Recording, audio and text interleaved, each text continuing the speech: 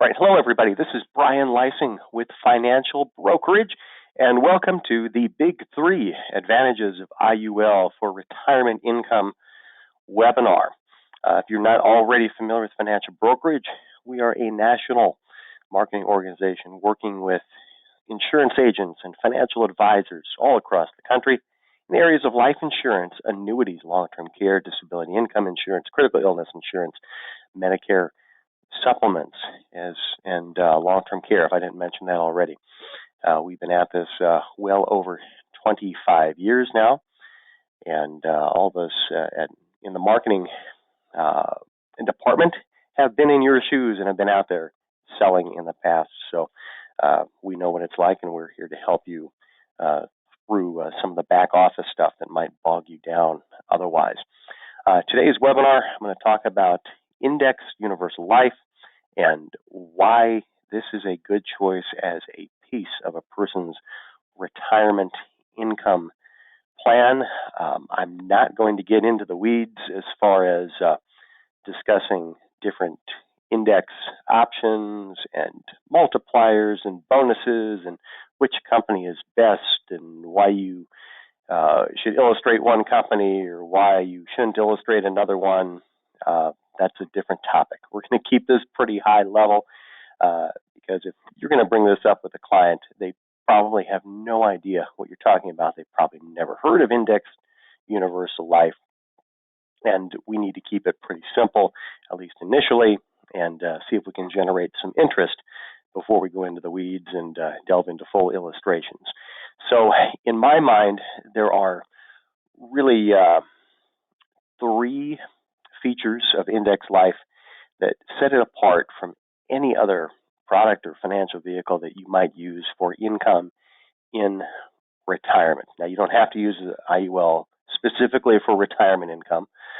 In fact, it's a life insurance policy. So the primary purpose is to have a tax-free death benefit that passes to someone's heirs. However, with the features inside of there, this product becomes somewhat of a Swiss Army knife, and we can use it for all sorts of other reasons, including income for retirement. So we're going to get into what I think are the three most important features. In fact, these are things that you can find these features in other products out there, but you can't find them in this exact same combination, right? Nothing else does all three of these things. So what are the three advantages of IUL?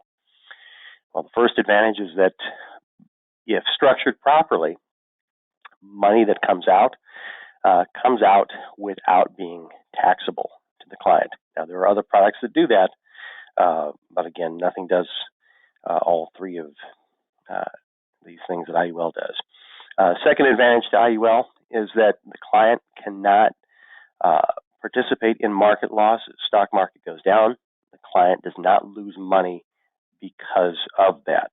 Again, there are other products out there that have that advantage, but not in conjunction with these other two. And the third advantage is low fees. I'll show you some examples later in the webinar that will demonstrate that IUL usually will have lower fees overall and over time than any other retirement income choices out there. So let's start with the tax advantage here of an IUL, and we'll look at some of the various financial products out there that a person might use for some of their retirement income and the tax treatment of those vehicles. So on the taxable end of things, we have basically bank products, right? Savings accounts, checking accounts. You're probably not going to make a whole lot of money and have your money grow in these accounts, but they are important to have for your day-to-day expenses, and funds will be moved from other vehicles into these so that you can pay those monthly recurring bills, right? But the money that's in there is taxable. If there's any growth, it's taxable each and every year. We also have a choice to have our funds in tax-deferred vehicles, and these are incredibly common, IRAs and 401ks. The client does not pay tax on the money up front, but they do have to pay taxes when they pull the money out. And then we have the third category, which are tax-free products. Now, cash value life insurance, which IUL is, falls into this category, but they're not the only product out there. We do have Roth IRAs and 401ks and HSAs and municipal bonds, but those all have some restrictions that are placed on them, right? If you make too much money, you can't put money into a Roth IRA. Your employer may or may not offer a Roth 401k. And again, there's a restriction on how much money you can put into those. Municipal bonds, we think, okay, well, they're not taxable, but you are required to put any gains from those down on your tax return. Why is that? Well, because it's countable when determining if your Social Security income is going to be taxable, right? So that's why I have an asterisk by some of those other tax-free vehicles out there. So cash value life insurance is a little bit different than those. So why do taxes matter, right? What does it matter if we're paying taxes up front or if we're paying taxes on the back end? I'm not going to go into the annually taxable products because we know we're taking a hit each and every year out of those, and we're really not going to gain much on those anyway. So we're really just looking at a comparison between tax deferred and products where we've already paid the tax.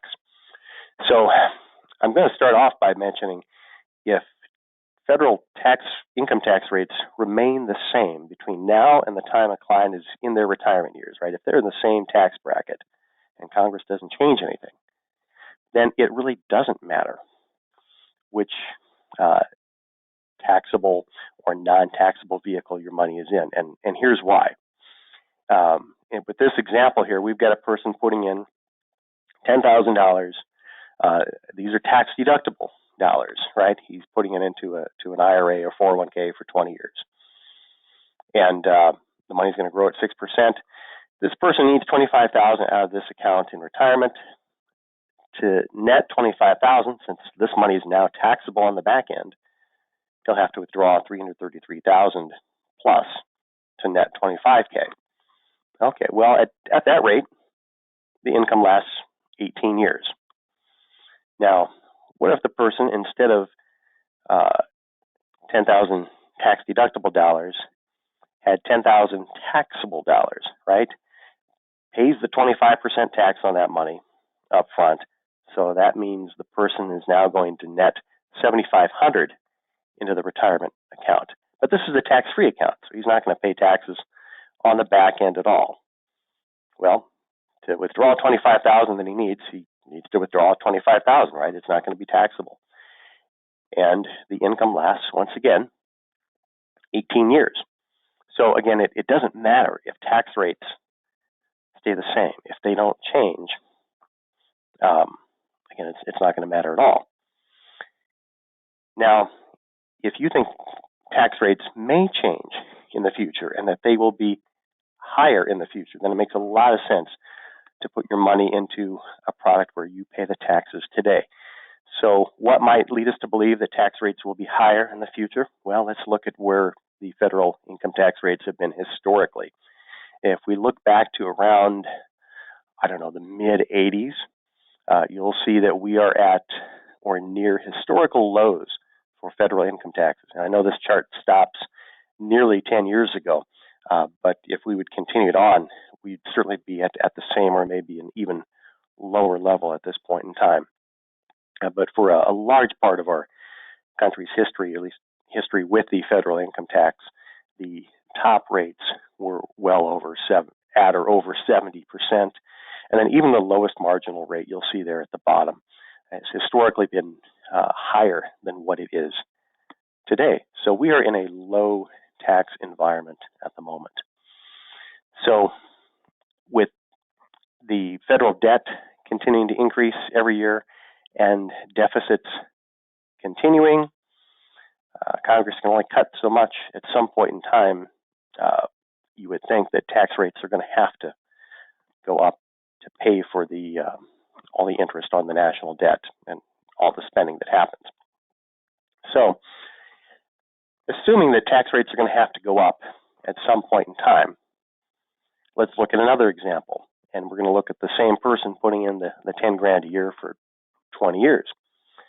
So now we're looking at a scenario where tax rates today are 20%, but they're going to increase to 30% in the future because we think the country's going to have to pay for everything at some point in time.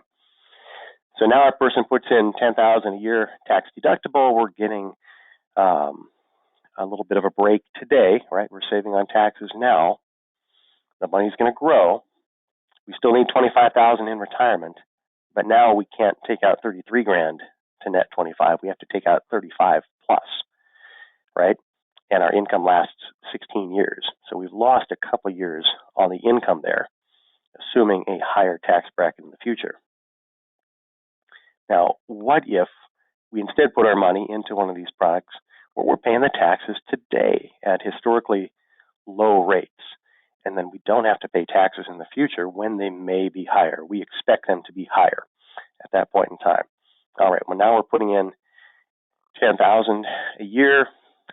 Taxes today are only 20%, so we're actually we're netting $8,000 into our account, and this is going to grow over time. We take out our $25K, and it's exactly $25K because this money is not taxable.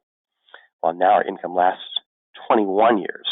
That's 5 years longer than it did with the tax-deferred account, and it's about 3, maybe 4 years longer than it did in our previous account where the tax rate stayed exactly the same. So you can see in an environment where taxes are low today and they will be high in the future, it makes a lot of sense to use a product where we don't have to pay those taxes down the road. And again, IUL, or cash value life, isn't the only product out there that does that. But as you'll see coming up, it's the only one that has a couple other features along with it. Now, the other thing we might want to consider would be the Secure Act. And the Secure Act was passed in late 2019, went into effect in 2020. People kind of forgot about it because we launched right into a pandemic right after that. But the Secure Act, one of the things it does is it changes the way inherited qualified funds are taxed. And it says that if you inherit money from a 401k, 403b, IRA, you don't have the option of stretching that money out and paying the taxes over your lifetime any longer. You must pay the taxes on that money by the end of the 10th year after the death of the original owner. Okay, so what does that mean? Well, it means that this money is going to be taken possession of by a person who is probably at or near the end of their career. Usually at that point in time, people are making the most money they ever had in their job, and they are probably in the highest tax bracket they've ever been in their lifetime. Now, all of a sudden, we have an influx of additional income that they are required to take. So not only are they paying the most taxes they've ever paid, they might even get bumped up into another tax bracket or 2 or 3 at that point in time, right? So they're receiving this money and paying taxes on it at exactly the wrong time. So that's something else other than, even if the tax rates never change, we do have the implications of the Secure Act to take a look at as well. Now, IUL can help because rather than, first of all, the money being received is not taxable, but a person, instead of receiving the money from the life policy, the cash value, they would receive the death benefit, which is also 100% tax-free. So in summary here, if we look at the tax aspects of IUL, if you think federal income taxes will be higher in the future, then a non-taxable asset makes a lot of sense. And we know that cash value life insurance does not include the income restrictions or potential sort of secondary taxation that you might see on other products in this category, like the Roth products or like the municipal bonds. Okay, let's get on to point 2, or advantage number 2 of using an IUL for retirement income.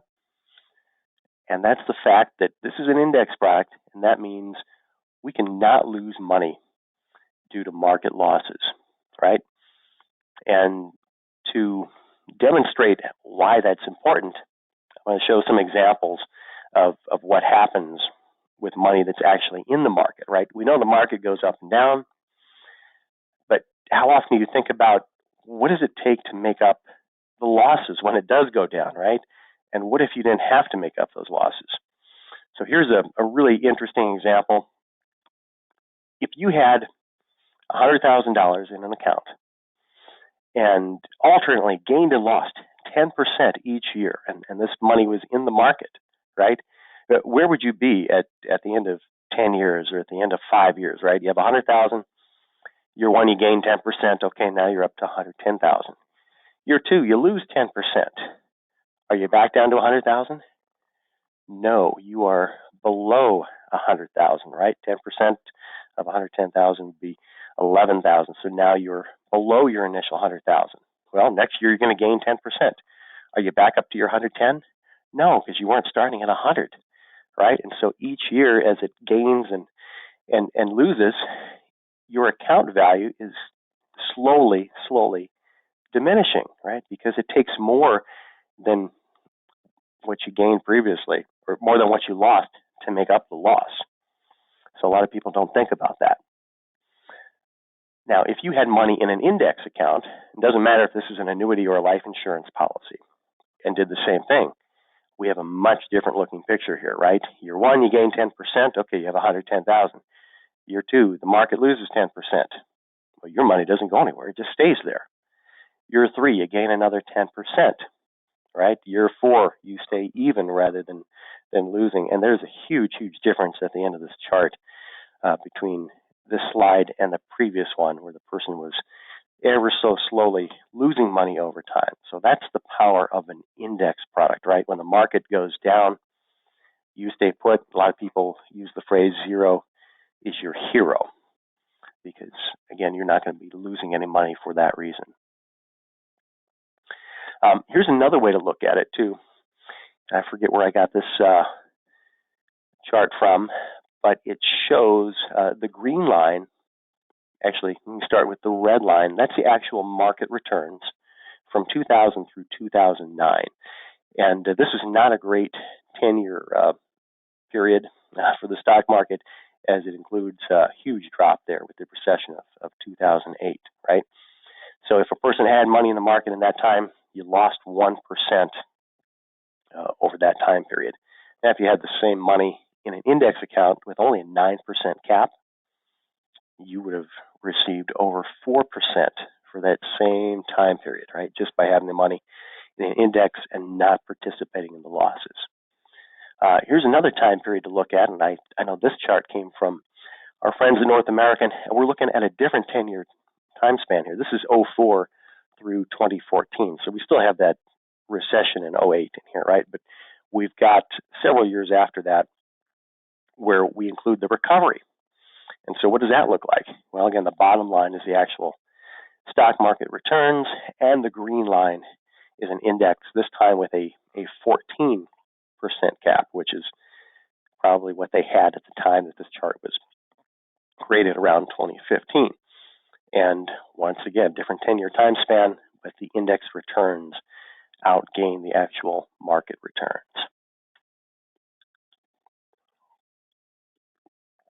So moving on to our third advantage of using an IUL for retirement income purposes, I'm going to talk about the fees. Now, a lot of times people who maybe don't understand how IUL really works, or they're trying to sell against it, they will talk about the high fees of the life insurance policy, right? They look at the cost of insurance, they look at the sales charges, and all the other acquisition costs. And if you print out a full illustration with all of the expenses in there, yeah, you're going to see some of the largest costs that are front-loaded in the life insurance policy, right? In the first few years, if you look at the surrender costs, yeah, they're tremendously higher than they are in later years and compared to other vehicles out there. And then if you continue to look at the illustration, you're going to see the cost of insurance. That will be relatively low early on, but that will grow as the person ages because they're paying the insurance costs for a person their age each and every year. The bottom line is these expenses inside of an IUL will vary, and they're going to fluctuate tremendously from year to year. So it's kind of hard to do a direct comparison between this and another financial vehicle out there. But we have a way to level the playing field and give you a good example of what the fees really look like inside of an IUL over time compared to everything else out there. And one of the things people don't always look at is the fees in their retirement plans, right? People look at that in the life insurance illustration, but do they really look at what they're paying, for example, in their 401k, right?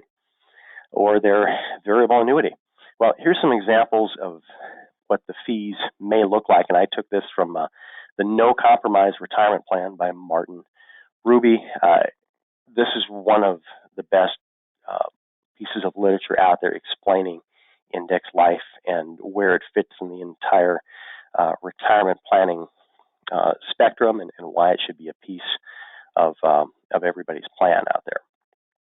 So in his book, Mr. Ruby gives some examples of the fees you'll find in various products. So variable annuities, 3%, managed accounts, just over 2%.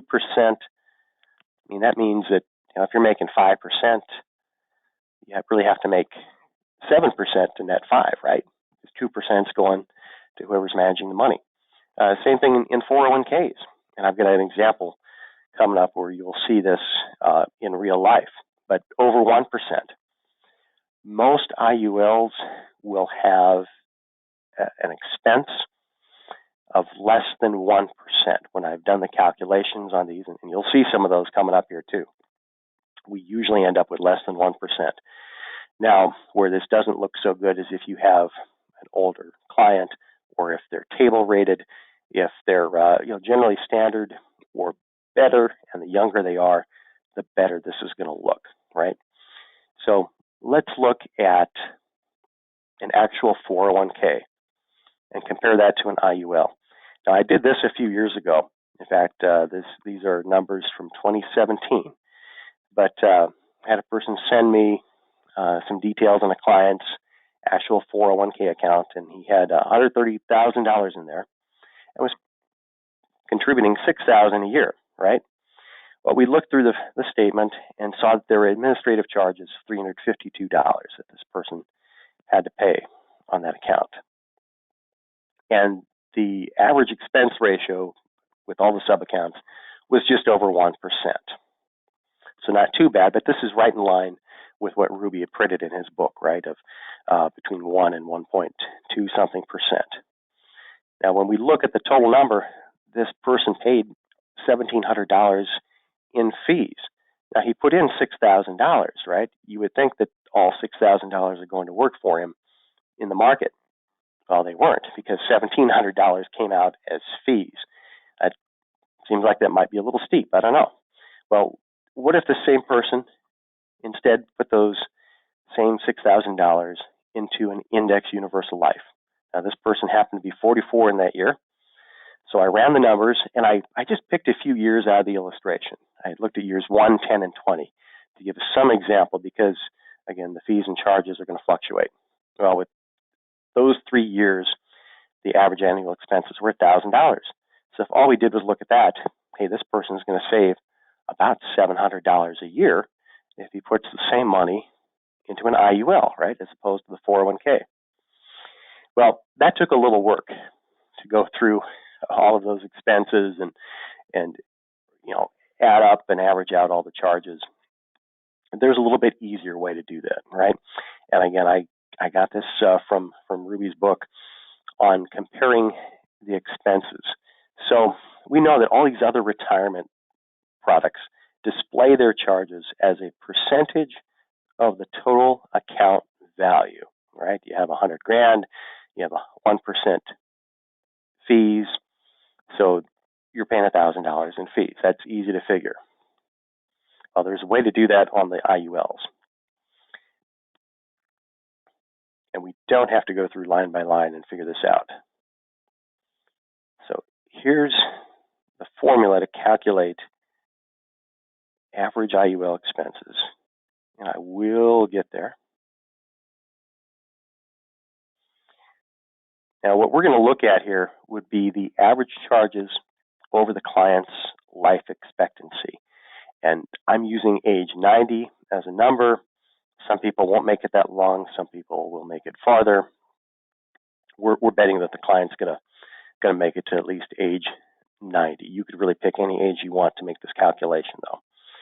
So since the charges fluctuate every year, we're going to use age 90 and average everything else that's come before. The formula is to figure this out, is to take the illustrated rate of return minus the surrender value internal rate of return. And then that equals the average cost of the IUL expressed as a percentage of the cash value. Now that sounds a little bit complicated. For me, it makes a lot more sense written as a formula, right? So it's the rate minus the cash surrender value, internal rate of return, and there's our number, right? So the illustrated rate we see, that's the rate. And then we have to run a special report in the illustration, and it's our cash surrender value, internal rate of return. And we look at age 90 to give us the numbers over the entire life of the policy up to that point. Now, I actually did that for a few IULs, and here you can see an example. We used a 40-year-old putting in the $6,000 a year that we saw in the other example, right? And this person was contributing for 25 years. So the formula might make a little bit more sense here. Starting at the top line, and these are alphabetical, AIG, they illustrated 6.2% at that time. The internal rate of return at age 90 was 6.29. Means our average expense was actually negative.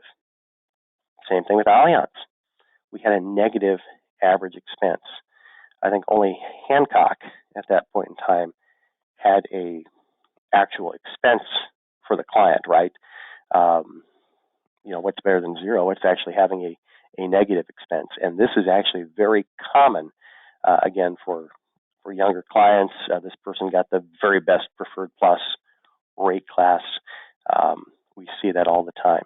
But I've run these numbers several times, and they're almost always under 1%, in the neighborhood of 0.5% on the positive side is actually pretty common. But yeah, you get a younger, healthier person, and you're going to see negative expenses when calculated this way. All right, so those are the big three advantages of using IUL for retirement income. And I thought I had a recap slide in here, but I don't. But I'm going to go back to the beginning because I know that's in there. But as I'm scrolling back, if you have any questions, feel free to type them in the control panel on your screen. And I am almost there.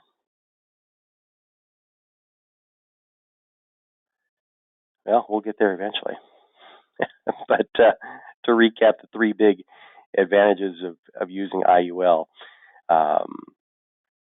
one, you have the fact that you're not going to pay any taxes on your money in retirement. It doesn't matter if tax rates are higher, if they stay the same, you don't have to worry about it, right? You also don't have to worry about market losses with that money. This is an index product. Market goes down, you stay level.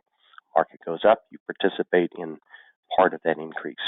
And we just discussed the low fees as compared to other products a person might use for retirement income. So unless someone comes up and can come up with a product that I haven't heard of, there's nothing else on there a person can use that includes this exact combination of three features. So I'm going to go ahead and open it up to questions right now. I do want to thank everybody for joining us this morning.